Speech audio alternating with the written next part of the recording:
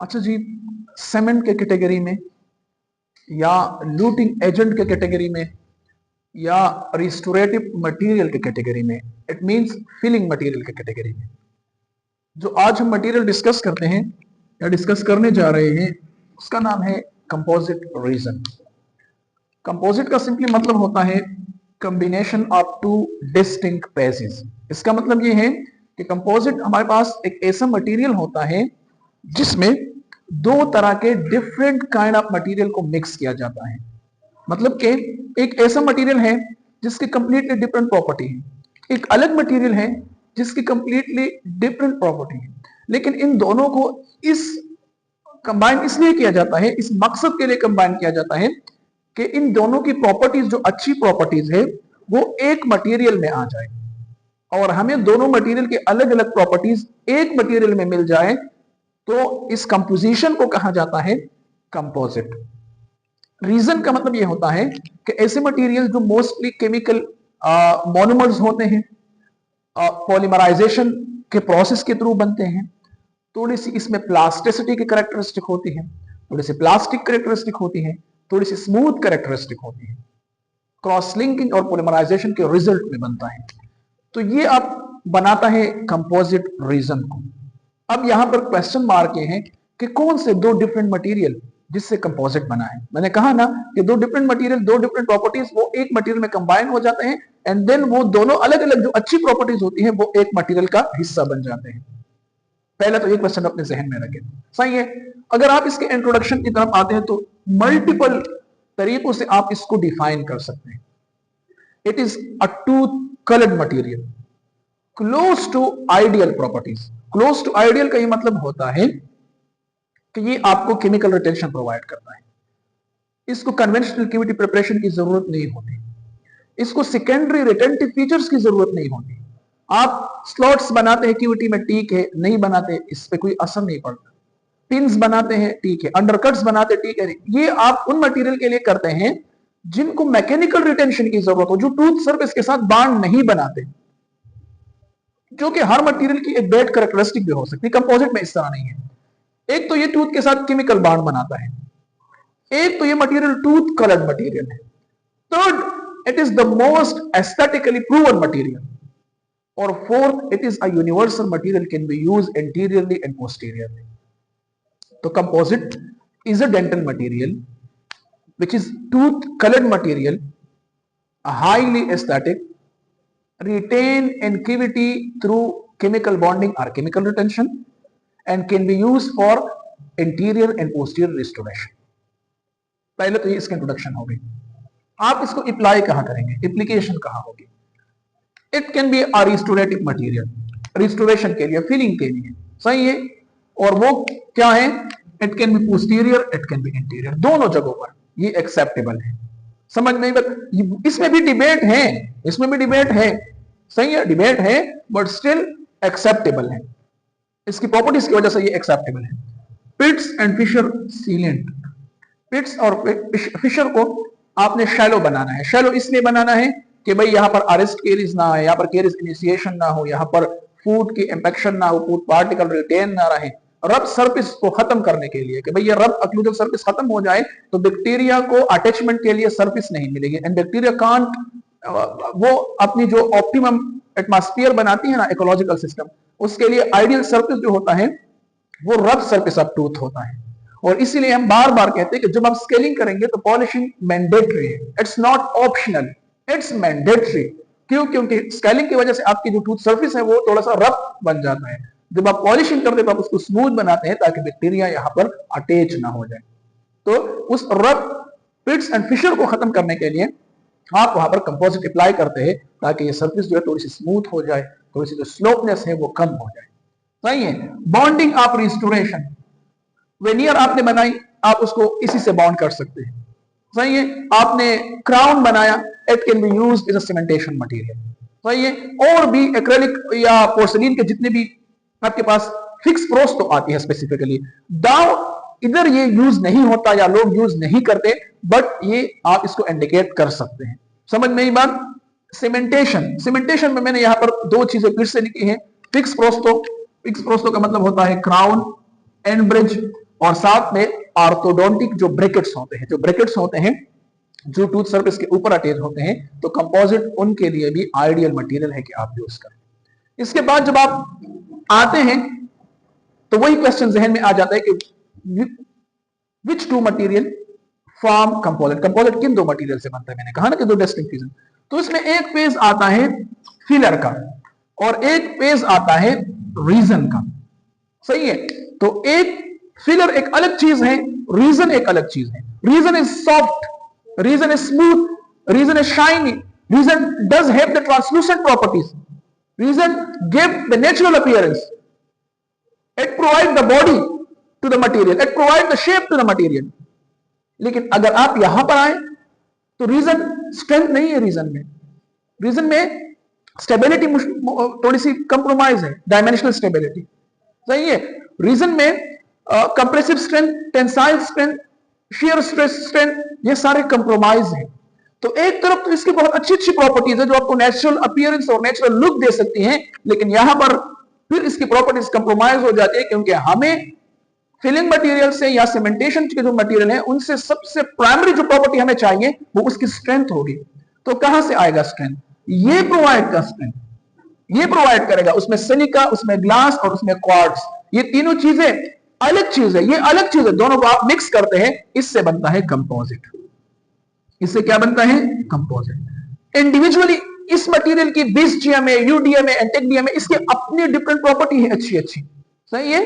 बिस्फिनाइल मिथिक्रेलेट, सही है, ग्लिसरॉल मिथिक्रेलेट, सही है, यूरेथियन डाइमिथिक्रेलेट, ये इसके नेम्स हैं, मैंने सिर्फ वो शॉर्टकट लिखे हैं, सही है। तो इनके इंडिविजुअल अलग प्रॉपर्टीज है अच्छी अच्छी, इनके इंडिविजुअल अलग प्रॉपर्टीज है अच्छी अच्छी, दोनों कंबाइन होंगे तो कंपोजिट बनाएगा। एंड इट्स एक्सेप्टेबल, लोग इसको एक्सेप्ट करते हैं as ideal material in dentistry. Till date अगर नई कोई रिसर्च आई है वो अलग बात है, लेकिन कंपोजिट से ज्यादा सुपीरियर मटेरियल करंटली मार्केट में अवेलेबल नहीं है, सही है। अच्छा, इसमें फिर कपलिंग एजेंट आप यूज करते हैं कि भाई ये जो दो चीजें हैं इनके दरमियान तो बाहर में वो अनहंगी होनी चाहिए, बॉन्डिंग होनी चाहिए, इनके दरमियान क्लोज रिलेशन होनी चाहिए, सही है। तो ये कपलिंग एजेंट्स जितने भी हैं वो क्या करते हैं, वो इन दोनों को एक दूसरे के साथ कंबाइन रखते हैं, एक पेज में रखते हैं, सही है। तो ये एक्स्ट्रा चीज है, मेन ये दो चीजें हैं। अच्छा, यहां पर एक बहुत वैलिड एक पॉइंट बताऊंगा, ये चीज खत्म करके भूल न जाओ, सही है। इसके बाद आपके पास इनिशिएटर्स आते हैं। इनिशिएटर्स का ये मतलब होगा कि कपलिंग एजेंट तब अपना काम करेगा जब उसको कोई सिग्नल तो मिले, कोई इनिशिएटर तो होना, कोई इनिशिएटर तो होना। अब मौलवी साहब आपको हाथ से पकड़ के रास्ते में तो किसी का निकाह नहीं पढ़वा सकते एज अ कपलिंग एजेंट, वो कपलिंग एजेंट है ना। उसके लिए इनिशिएटर चाहिए, आप जाएंगे, बात करेंगे, प्रॉपर एक तरीकाकार होगा, तो उसके बाद वो जाके आप दोनों को एज अ बॉन्ड बना लेगा। समझ में आई बात? तो इसी तरह उनको सिग्नल्स चाहिए इनिशिएटर्स। इनिशिएटर्स क्या होते हैं? ये सिग्नल्स होते हैं जो इसको और इसको एक दूसरे में कंबाइन करते हैं, सही है। इसके बाद पिगमेंट्स आ जाते हैं। पिगमेंट्स क्या होते हैं? पिगमेंट्स आपके पास कलर एजेंट होते हैं। कंपोजिट के डिफरेंट शेड्स आते हैं। वो डिफरेंट शेड कहां से आते हैं? वो डिफरेंट शेड जो है वो मेटल ऑक्साइड से आते हैं, क्योंकि मेटल ऑक्साइड की ये प्रॉपर्टी है, टाइटेनियम ऑक्साइड की, क्रोमियम ऑक्साइड की, ये इनकी प्रॉपर्टी है कि हर मटेरियल को कलर इंपार्ट करता है, कलर इसको देता है। तो यहां पर भी आप जितने भी मेटल ऑक्साइड होंगे वो इस कलरिंग एजेंट यूज होंगे। तो ये तीन चीजें तो एक्सेसरी चीजें हैं, मतलब कि एक्स्ट्रा चीजें हैं, सही है, इंपॉर्टेंट है, लेकिन मेन जो कंपोजिट बना होता है वो इन दो चीजों से बना होता है। लेकिन इसमें एक एक्सेप्शन है जो मैं बता रहा हूं, कंपोजिट फिलर के बगैर भी हो सकता है।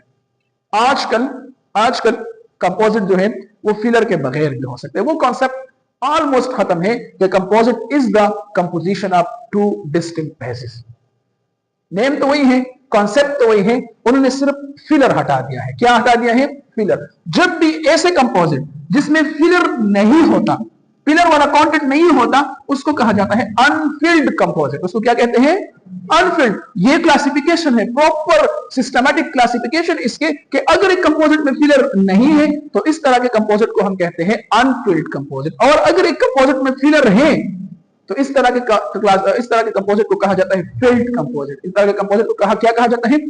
मार्केट में आई एम नॉट श्योर, लेकिन मुझे इस तरह लगता है, सही है, मार्केट में एक कंपोजिट अवेलेबल है जिसको फ्लोएबल कंपोजिट कहा जाता है। क्या कहा जाता है? फ्लोएबल कंपोजिट, या उसको सीलर कहते हैं। क्या कहते हैं? सीलर। वो सीलर और फ्लोएबल कंपोजिट लोग कहते हैं या जनरल कहते हैं कि वो अनफिल्ड होता है। अनफिल्ड इसलिए होता है कि उसमें फिलर इतना ज्यादा नहीं होता या बहुत कम कंटेंट होता है फिलर का। समझ में ये बात?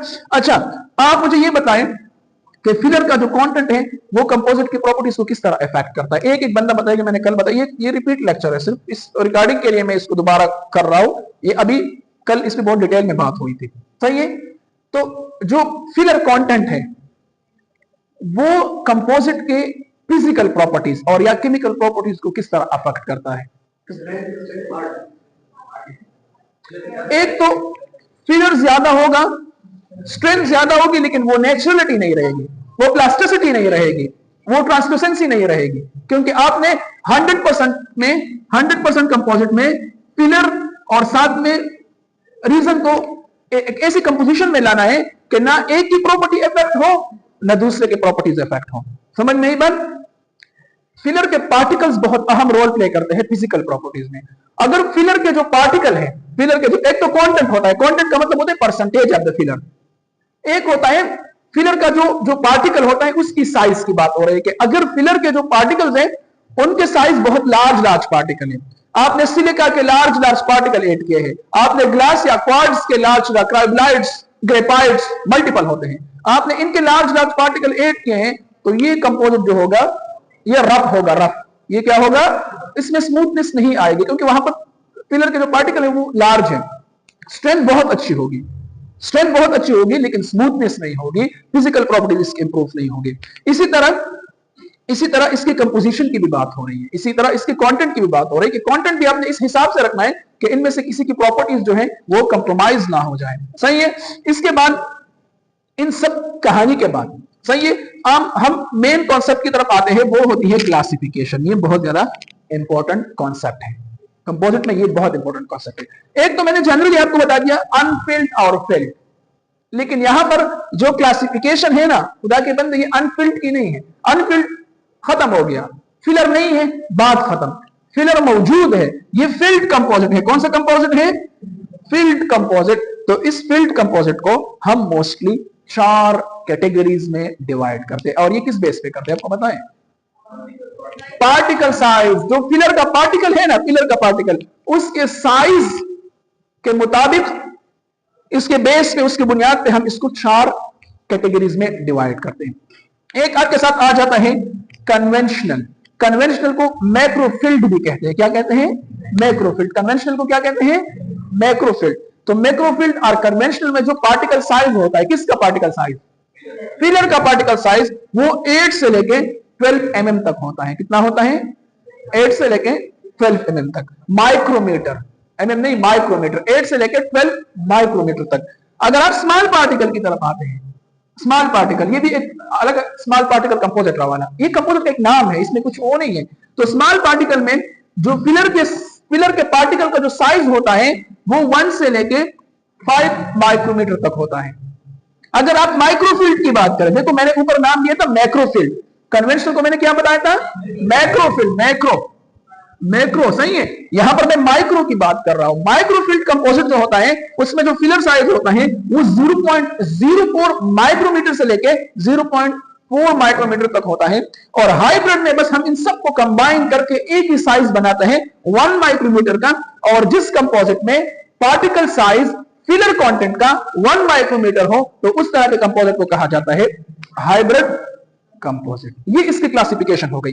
अब आते हैं इनकी प्रॉपर्टीज की तरफ कि भाई इन चारों की हम थोड़े थोड़े अलग अलग इनकी प्रॉपर्टीज डिस्कस कर रहे हैं। अलग अलग इनकी क्या डिस्कस कर लें? प्रॉपर्टीज डिस्कस कर लें।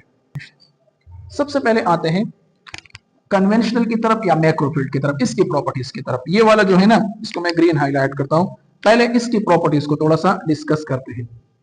एक तो इसकी यूज की बात हो गई कि मैक्रोफिल्ड जो है, अच्छा इनमें आपने क्या चीजें याद रखनी है आपको बताओ। जब भी कंपोजिट की प्रॉपर्टीज की बात आती है, 3 चीजें आपने जरूर याद रखनी है, जहन में रखनी है 3 चीजें, और it is important regarding your exams और एमसीक्यूज। एक तो अगर मैक्रोफिल्ड की बात हो रही है तो एक तो इसका पार्टिकल साइज आपने याद रखना है 8 to 12। दूसरी जो सबसे जरूरी बात है वो ये है कि इसमें फिलर स्पेसिफिकली कौन सा यूज हुआ है। यहां तो मैंने 3 नाम लिखे हैं, सिलिका, ग्लास, क्वार्ट्ज, ग्रेफाइट, जो भी है, यहां पर कौन सा यूज हुआ है उसको आपने याद करना है। और इसकी यूज को कि ओरल कैविटी में ये कन्वेंशनल जो है वो स्पेसिफिकली किस एरिया में यूज होता है, और ये वाली बात आप इन तीनों पे अप्लाई कर ले, फिर इन तीनों पे अप्लाई कर ले, मतलब कि इन तीनों में यही 3 पॉइंट्स तलाश कर ले। तो कन्वेंशनल में सबसे पहली बात बता रहा हूं, सबसे पहली बात, पार्टिकल साइज कितना है, 8 to 12 माइक्रोमीटर। इसमें फिलर फिलर कौन सा है, क्वार्ट्ज। इसमें फिलर क्या यूज होता है, quartz. Amorphous silica can also be used as a filler, लेकिन यहां पर स्पेसिफिकली क्वार्ट्ज है, क्या है, quartz. Third point, filler loading का कंटेंट, ये भी आपको एक और बात कि भाई इसमें फिलर, मैंने आपको यहां पर एक चीज लिखी है, आपने ध्यान नहीं दिया, मैंने क्या लिखा है 100%। मैंने कहा कि इसी 100% में जहन खोल ले कि इसी 100% में आपने कंपोजिट के कंपोजिशन को मिक्स करना है कि भाई 100% में ये कितने परसेंटेज है, ये कितने परसेंटेज है, ये कितने परसेंटेज है।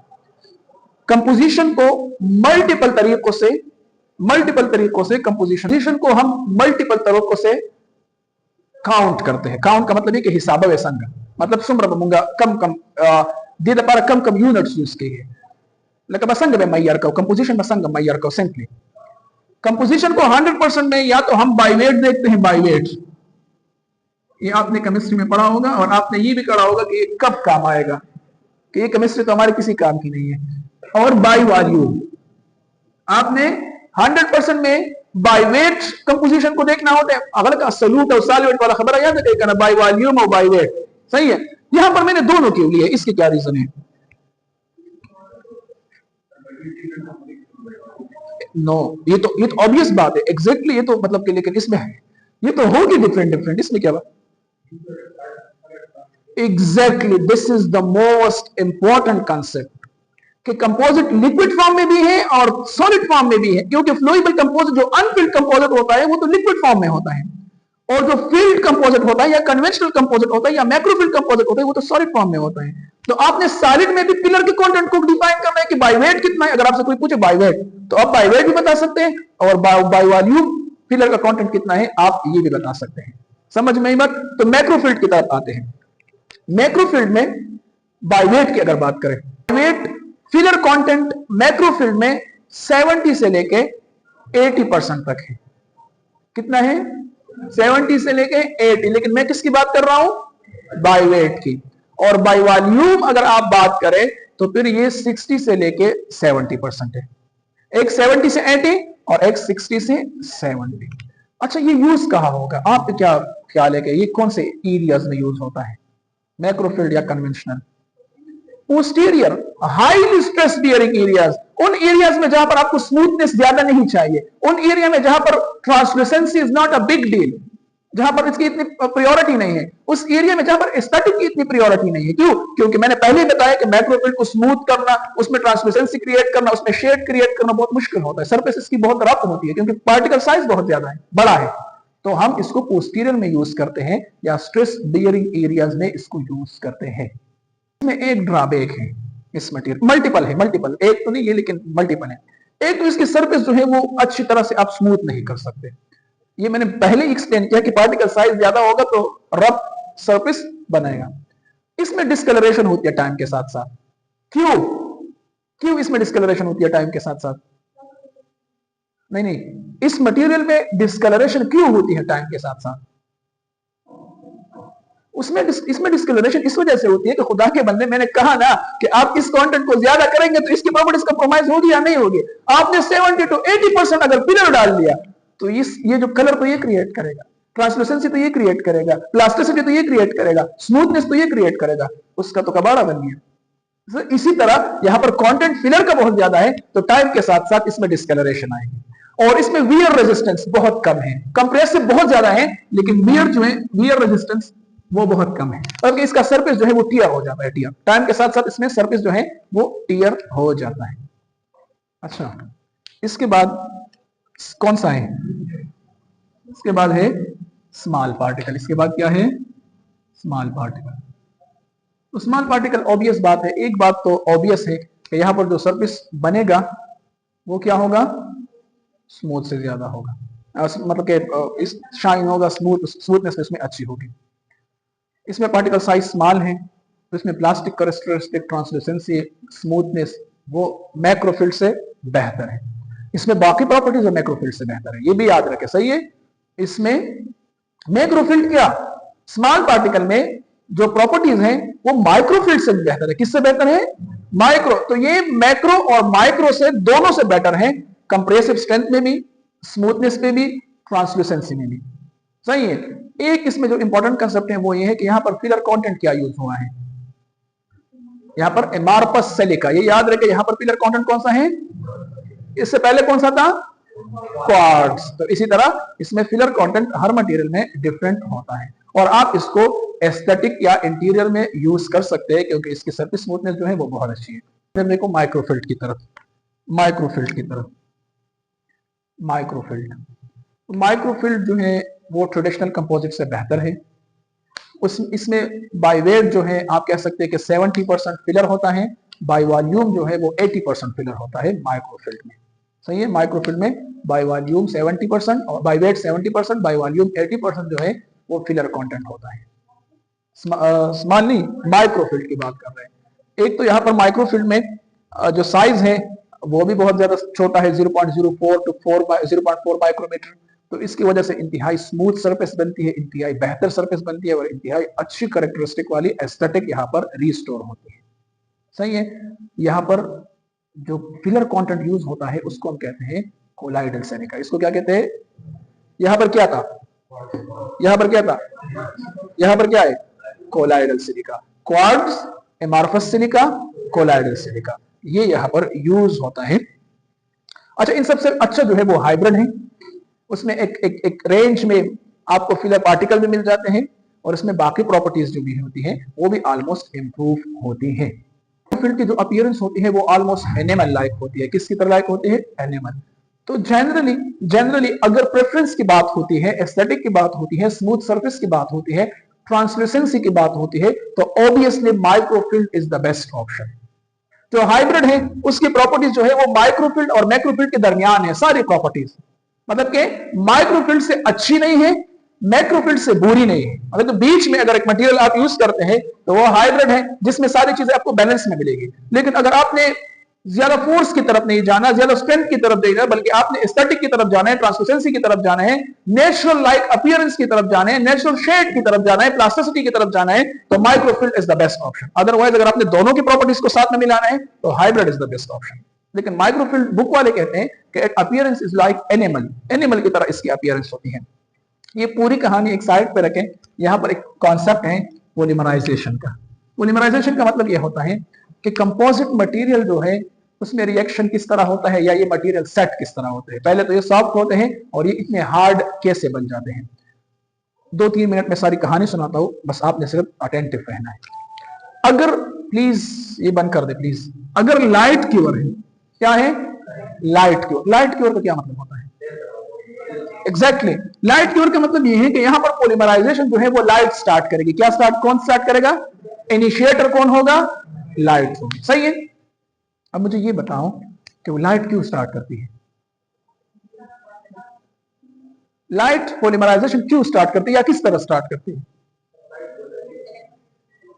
इसमें एनर्जी होती है। क्या होती है? एनर्जी। ये जो एग्जिस्टिंग एटम होते हैं इनको क्या करते हैं? आयनाइज करते हैं। क्या करते हैं? मोनोमर्स के एटम को क्या करते हैं? आयनाइज। जैसे ही मोनोमर में अपोजिट चार्ज आ जाते हैं, दोनों एक दूसरे के साथ बॉन्ड बना लेते हैं, देन पॉलीमराइजेशन वहां से स्टार्ट होती है।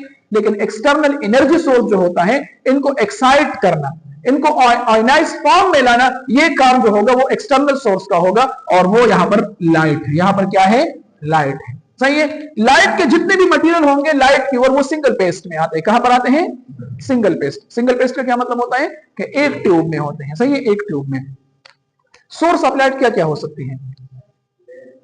लेजर हो सकता है, लाइट एमिटिंग डायोड्स हो सकते हैं, ब्लू लाइट, सही है, ब्लू लाइट, ब्राइट लाइट हो सकता है, हेलोजन लाइट हो सकती है। ये सारे जो है it can be used as a source for light cure. इसके बाद आपके पास जो केमिकल क्यूअर होता है, केमिकल क्यूअर का मतलब ये होता है कि यहां पर जो केमिकल रिएक्शन स्टार्ट हो, अलग अलग नंबर के केमिकल रिएक्शन क्या स्टार्ट हो, दी केमिकल रिएक्शन क्या स्टार्ट को, लाइट स्टार्ट को, दी कैटलिस्ट मौजूद है, सब मौजूद है। अगर केमिकल रिएक्शन स्टार्ट के खुदा टू पेस्ट सिस्टम ने दा समझने लगा टू पेस्ट और आपने दोनों पेस्ट को शेयर साइड पे मिक्स करना है। टू फेज सिस्टम में एक डार्क कलर का होता है, एक लाइट कलर का। जब होमोजीनियस कलर आ जाता है विदाउट स्टैकिंग, तो वहां पर आपकी मिक्सिंग कंप्लीट हो जाती है और आपने इसके बाद इसकी एप्लीकेशन करनी है। और तल जो होता है वो ड्वेल केयर होता है। वो क्या होता है? ड्वेल में ये होता है कि आपने इसको मिक्स भी करना होगा। जब आप इसको अप्लाई करेंगे तो इसके बाद आपने ब्राइट लाइट भी इसमें फोकस करनी होगी, ताकि केमिकल रिएक्शन को और एनहेंस जो है वो लाइट कर ले। स्टार्ट तो हुआ है, लेकिन इसको ज्यादा करने के लिए, इसको स्पीड अप करने के लिए, इसके रेट को इंक्रीज करने के लिए, पोलीमराइजेशन को इंक्रीज करने के लिए, क्रॉसलिंक को इंक्रीज करने के लिए हमें लाइट की जरूरत होगी। और जब आप इसको ओरल क्यूट में अप्लाई करते हैं तो इसके बाद आप इस पर फोकस करेंगे bright light, laser, hydrogen light या ब्लू इमिटिंग डायोड्स। समझ आई बात की?